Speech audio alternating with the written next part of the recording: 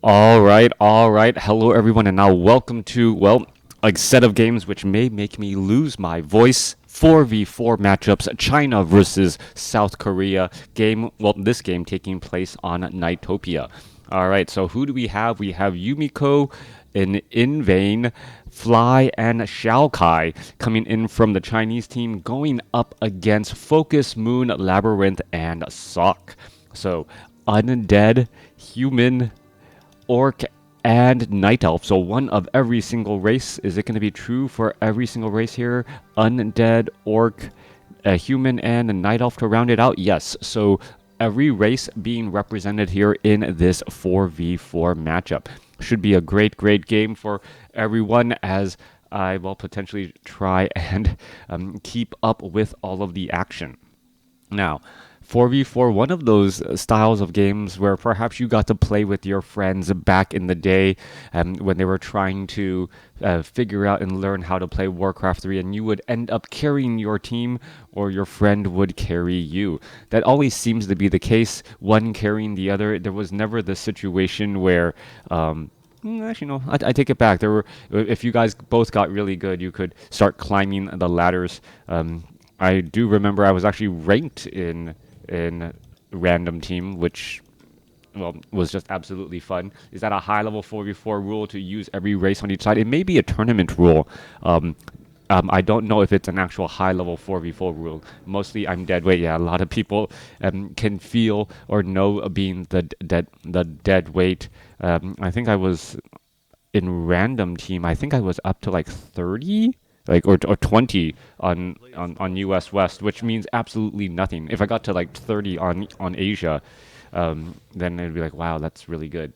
Anyways, let's go ahead and break things down here. At least I can tell my kids I was ranked top 50 in Warcraft 3 if they ever ask me how good I was.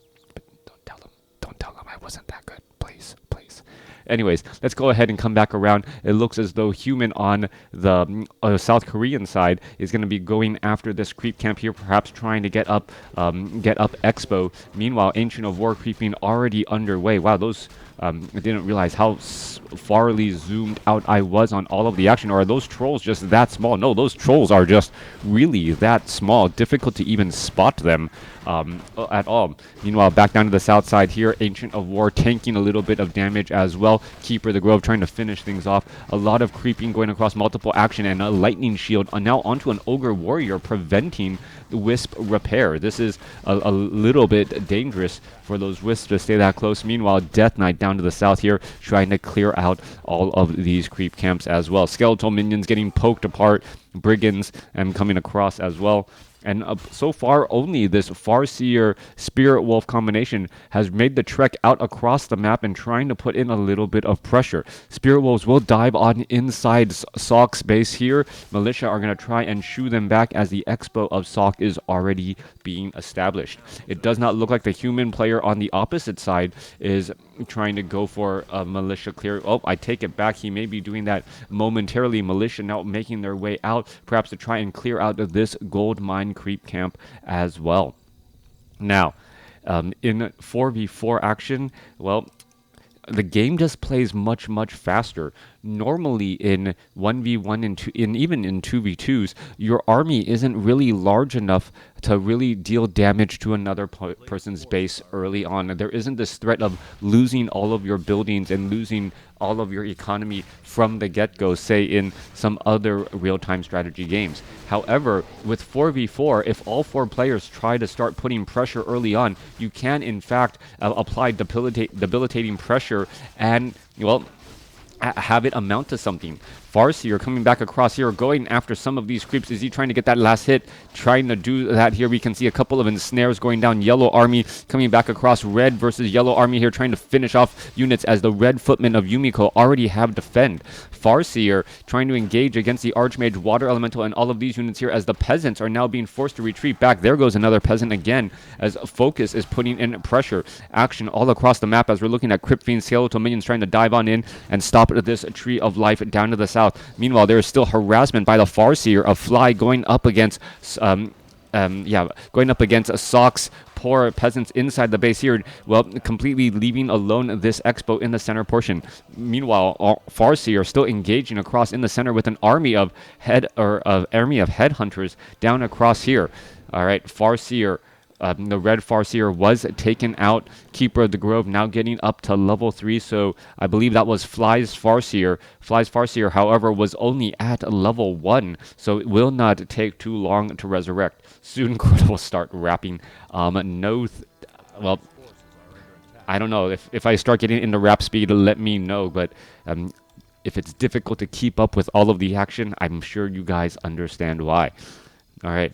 All right, yellow pushing through the top and the middle sections here. Keeper of the Grove going to double back around. Are we going to see an entangle? There's going to be one entangle there to try and get a little bit of damage. That should be enough to finish off this one headhunter. Meanwhile, are we going to see a deny? That is the question. There goes an entangle, a staff of teleportation to try and exit out, and he is able to escape away with the help of that Ring of Protection and Talisman of Evasion, giving him more effective hit points. Meanwhile, back across in the center, yellow pushing through to try and take down the Knight of Expo here on the northern position. Meanwhile, it looks as though the red Yumiko now finally pushing into Sock's base here, trying to shut down this economy before it gets going too much. Meanwhile, Yumiko's own base now under duress, coming across from Focus as we see headhunters and some spirit wolves coming across. All right, Scroll of Town Portal trying to retreat back. Who's getting there? Who's taking the ticket home? And it looks as though it is the keeper of... No, it is the Archmage. So Archmage comes across here, gets entangled again, now trying to teleport out. Will he be able to do that? Yes, able to teleport back off to the north. Going to get some Moonwell juice, and now needs to back away again. This Expo in a little bit of trouble. Footmen do have plenty of defend to try and reflect back all of this archer damage, and that is just mass archers there, as the Footmen now falling back here. Double level 3 heroes coming across here. Entangle now going on to the red Night Elf, as the Night Elf now needs to teleport off to the north. He is running up on 2 bases too. Back down to the south side, Fly going up against, I believe, Sock and Labyrinth, exchanging blows. Fly does have Insomnia nearby, as the Farseer falls down due to an Icy Blast. Level 1 Farseer and level 3 Archmage getting taken out. Keeper of the, Priestess of the Moon now out on the battlefield with that True Shot Aura, still putting in pressure. Meanwhile, the Expo off on the red side, the human red Expo by Yumiko, well, it's still getting tore up by those dire wolves, but it looks like though the defense will hold. Focus may not be able to hold onto the Shadow Hunter. He's going to get taken down. No, a quick Hex there, but no, still too many, focused fire patterns there. Hex to try and stop the Keeper of the Grove, the remaining surviving army actually making its way over, as we're looking at the Kodo Beast bringing in some bonus damage too. So this is going to be some big damage. Focus also, or Yumiko still has this one Footman with Defend, trying to engage battles here. And now, Focus just says, you know what, you look absolutely delicious, as the Footman jumps in or gets into that belly. Meanwhile, back down to the south side, we're looking at the Death Knight Lich out here on the battlefield. Night Elf should be bringing in a Priestess of the Moon. Keeper of the Grove trying to retreat back here, as we see a Scroll of Town Portal by Insomnia pretty much landing straight up on the Keeper of the Grove here, and the Farseer of Focus finally backing away.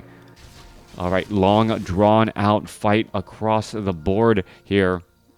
Finally, a little bit of break in the action as everyone goes to their respective corners.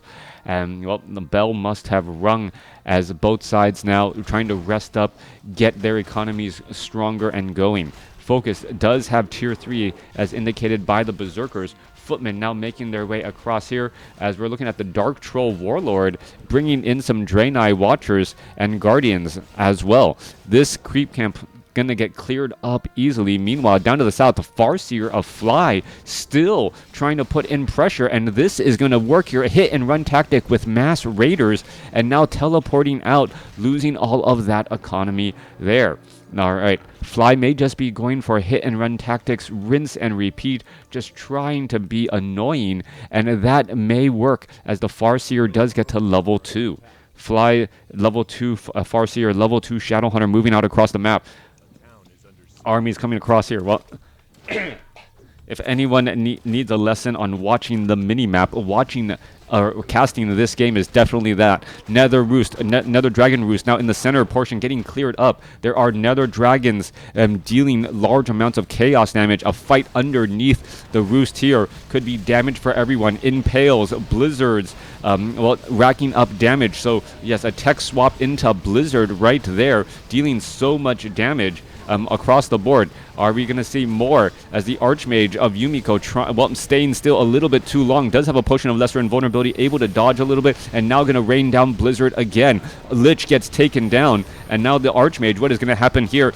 Trying to dodge a little bit of that damage once more. Archmage going to, get repositioned. Are we going to see another Blizzard Staff of Sanctuary, or a Scroll of Town Portal in order to leave there? A couple of friendly fire damage rounds of falling down into the units as the Crypt Lord gets picked off again. The Nether Dragon here and Yumiko's Nether Drake also getting crippled. Both sides are trying to fight their way through as it looks as though, yes, the Red Army finally being able to finish all of this off here. All right, Insomnia, Pom Pom there. So China going to be able to finish off this Nether Dragon, get a little bit more experience, and now try to push out across the battlefield. Archmage is sitting at level 3. Mountain King sitting at level 1. Archmage needs a lot of healing, trying to go after some easy creep camps, but the main Red Army already pushing down across the south now. All right, Fly get ready to take down this expo once more, visiting and taking down this Tree of Life again. We're going to see a Druid of the Claw will absolutely get torn up in just a matter of seconds, as we're looking at the Tauren Chieftain now trying to lead the charge here with Endurance Aura. All right, quick ensnare. That could lead to problems. Blizzard now raining down onto the back for those Berserkers. They're going to have to be, try to back away as the Tauren Chieftain falls at level 1. Damage is so much faster. The pace is so quick. Here, a quick scroll of Town Portal to try and save focuses Farseer as it teleports back again. Meanwhile, this entangling of the gold mine may get halted. Raiders do also have Roar and also had Kodo Beast damage bonus. No more Kodo Beast damage. Just they're gonna try and finish things off here. Instead, perhaps go after the main base. All right, Moon bringing over his army. There's a couple of quick impales, and lines are just drawn. More health bars than any other colors out here, trying to figure out who is low on hit points. Priestess of the Moon arrives from behind and now, granting additional damage bonus. So plus 17 damage bonus on these Crypt Fiends. Really large damage bonus with all of these auras and buffs across here as the Paladin falls at level 1. This is just pure mayhem. Archmage going to be able to teleport away at 49 hit points, bringing back who is still left here in the fight. It looks as though there's the yellow Night Elf and is trying to fight back against the red Undead, and the red Orc units are going to try and retreat back again. Oh, Yumiko is here. Keeper of the Grove going to go ahead and teleport back. Where is the rest of the units? I believe only a handful of units there. So Yumiko, Pom Pom, 64 over 80 supply. Where are all of his units? If he has 64 over 80, he should have a large army somewhere out here on the battlefield. Right? No, training up mountain giants? No, there's another mountain giant getting trained up.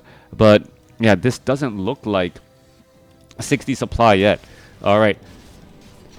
Archmage trying to get away, does have a potion of lesser invulnerability, will survive a little while longer. Mountain King transfers it there. A little bit of healing by the priest as the Keeper of the Grove does show up as well. Stormbolt onto, once more that Farseer. Farseer falls again at level 2 as the Mountain Giants are out here, ready to tear things up. Paladin looking to back away again. Sock perhaps sitting at, Archmage, Mountain King, and Paladin. 1, 2, 3 needs to get in some heals. Paladin gonna provide a holy light right there as engagements against the buildings again.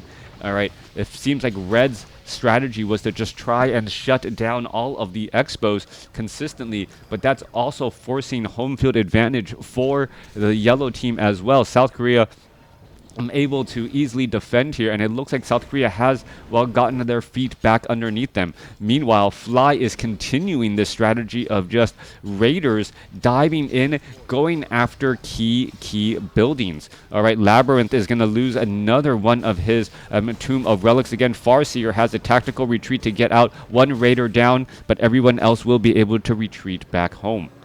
Back off to the north, Yellow trying to clear out some difficult creep camps, perhaps get to level 5 on that Death Knight. Crypt Lord coming around as well. Lich is already sitting at level 3 with an Orb of Corruption, so one big level up for the Death Knight. Shadowhunter fell at level 3. Don't even know where that happened, as another massive fight in the center portion of the map. Don't watch the mini-map for a second, or don't scan all of it, and you miss some major fights. Keeper of the Grove sitting at level 5, forcing focus to try and teleport away, as we see some Troll Bat Riders diving in and taking down a Destroyer. Another Scroll of Town Portal backing up again. Alright, so crazy 4v4 battles. I don't know who you're rooting for in this game. Both sides having some major players able to, well, just consistently put pressure, constant action across the board. Now, this one scout farm, which also gave access to well, always buy from the dragon roost there. I believe you can buy a dragon that also has Devour as well. So you can easily eat up a knight or something like that. All right. Two tactical red armies, Nether level 10 Nether Dragon trying to go after, or trying to fly away from all of these Troll Bat Riders. Troll Bat Riders there, Flame Strike, while tearing up a couple of those peons there. Archmage may be forced to retreat back. The Troll Bat Riders of Focus, where are they going to travel off to next? This mass Troll Bat Riders trying to take down other Troll Bat Riders. That's a little bit of an odd scenario to see when you really think about it. Farseer now falling back here. All right, once more, tactical Scroll of Town Portal inbound. Tree of Life down to 60 hit points, trying to regenerate some hit points, and able to do exactly that by uprooting himself, losing that fortified armor, thereby not taking as much siege damage, but taking more Dryad piercing damage too. Archmage going to go ahead and teleport back away from all of this action again, as we still see more Scrolls of Town Portal. It seems like we're going to be going into a bit of reprieve again.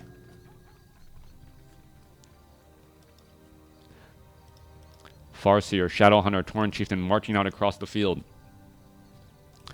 A bunch of Troll Bat Riders ready to lay waste to targets in the map here. Are we going to see a couple of ensnares? Yeah, anytime you see an ensnare go down, the Troll Bat Rider will be lost. And now the Tauren Chieftain tries to come in. Flying Machine's going to try and engage, and here we go. Flying Machine's trying to go up against all of these targets here. There is the Nether Dragon, and that Nether Dragon may get, well, bursted down quickly. Units trying to fall back again. And, well, the Flying Machines are going deep after those targets. Troll Bat Riders, Healing Wave, bounce around. Are they going to, well, do anything here, as we're looking at the Crypt Lord trying to back away at 172 hit points.